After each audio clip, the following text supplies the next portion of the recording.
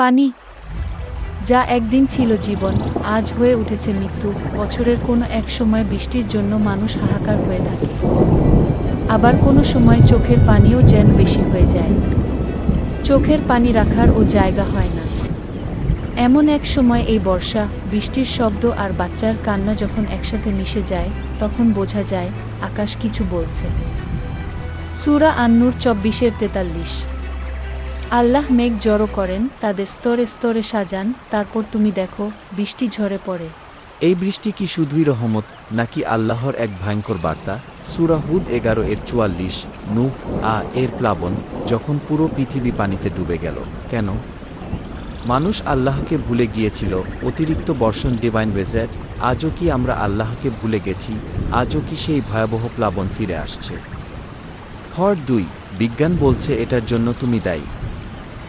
আধুনিক তথ্য, global warming, বেশি এভ্যাপোরেশন, বেশি বৃষ্টি, বরফ গলছে, নদীতে পানি বাড়ছে, প্লাস্টিক ও দখল, পানি যাওয়ার পথ বন্ধ। তুমি গাছ কাটো, রাস্তা বানাও খালন্দি ভরে, আর ভাবো বৃষ্টি শান্ত থাকবে? সূরা রুম 30-31। মানুষের কৃতকর্মের কারণে স্থলে ও জলে বিপর্যয় ছড়িয়ে পড়ে। আজ বিজ্ঞান বলছে তুমি দোষী, আর কুরআন বলছে তুমিই বিপর্যয়ের মূল। উদাহরণ: ঢাকা, সিলেট, চট্টগ্রাম প্রতি বছর পানিতে ডুবে। বৃষ্টির পর জলাবদ্ধতা প্রকৃতির প্রতিশোধ। হর 3, ধর্ম বনাম বিজ্ঞান না, বরং ভয়ঙ্কর মিল।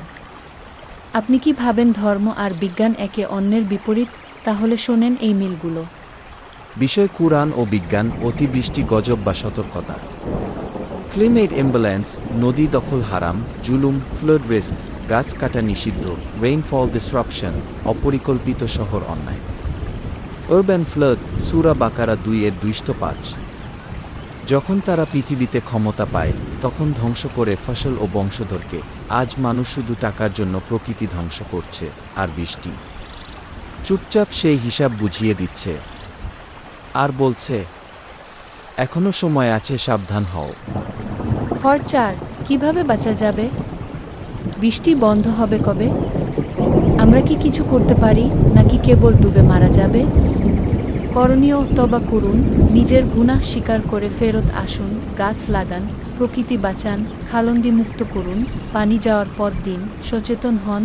ঘরে বসে শুধু আসমানের দোষ দিবেন না, আল্লাহ দয়া করেন, কিন্তু তিনি মানুষকে তার কাজের ফল ভোগ করান। আপনার এলাকা যদি আজ পানির নিচে, তবে প্রশ্ন করুন, আপনি কি করেছেন? এই বৃষ্টি আজ বলছে সময় শেষ হয়ে আসছে।